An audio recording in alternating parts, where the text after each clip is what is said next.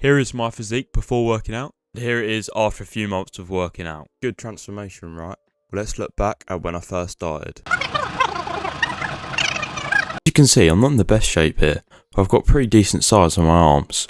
After the rest of my physique improved, my arms got smaller, and I didn't know how to stop this, and I didn't know where I was going wrong. And I continued 1.5 years later to grow my arms by 7 inches, and here is the tips on how I achieved this. What I recommend is improving your form. I did this by videoing yourself. And don't be scared to do it in the gym. Even though you might seem weird at first, the more you do it, the more you'll get used to it.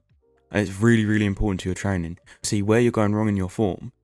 And also, depending on what you're wearing, if you're wearing like a vest or something, or like a wife beater, you can see the individual muscles actually working. And it helps you develop that mind-muscle connection and see what you need to improve on your lifts and how you need to improve on your training. I would also recommend only doing 25 sets per week per muscle group.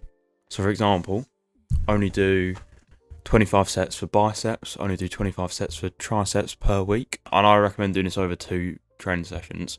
So about, obviously not 12.5 sets, but about 12 sets per day you train them. For example, to start with, I would do the push-pull leg split. And then on my tricep day, I'll do 4 sets of tricep extensions, overhead extensions like that, and close grip on the bench. And then that would be my 12. And then the next day, not the next day, but the other day, I would do same thing, more or less. Sometimes switch it up. And then same with biceps, I would do preacher curls, barbell curls, and then hammer curls.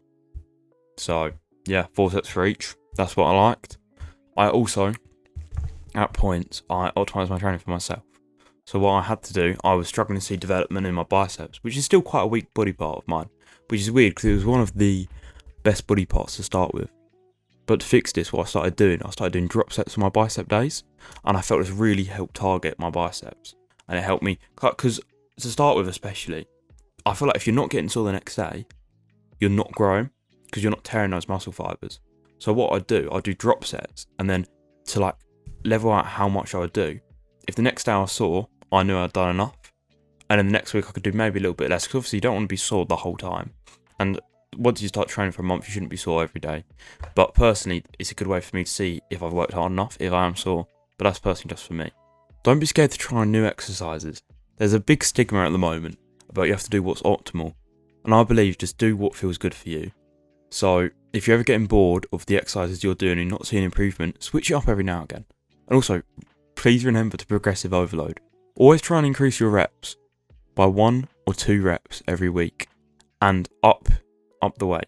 See, I only recommend tracking 1 or 2 exercises because I feel like if you're tracking every exercise you're doing, first of all, time's a thing, isn't it?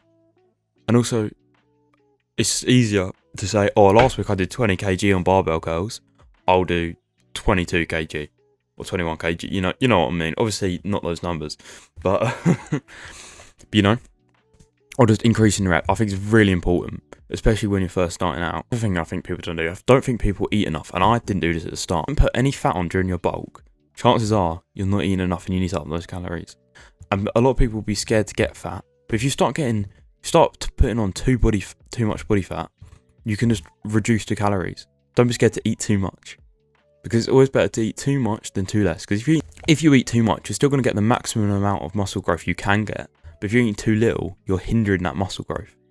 And obviously, you can always take the fat off in the cut. You don't need to worry about putting on a little bit of fat. I wouldn't recommend going on a whole dirty bulk. But just remember, try and eat, especially in the beginning. If you're bulking up, just eat and eat and eat. You can always cut it off in the summer. Don't be scared. Trust me. Another way I think of improving your training is flexing in between your sets. And you might think, oh, this is really cocky, but I think it really helps with the mind-muscle connection, because when you're flexing that muscle part. For example, you're doing tricep extensions. If you pull down the tricep like in between sets and flex it, I think it helps develop that mind-muscle connection. And you're not cocky for doing it. Just don't go at anyone else. If you want to see those gains, these are my things for you. I really hope you enjoyed this video. If you did, please remember to subscribe and like and leave a comment below. Share this video, do whatever. And I really hope you see progress on your arms.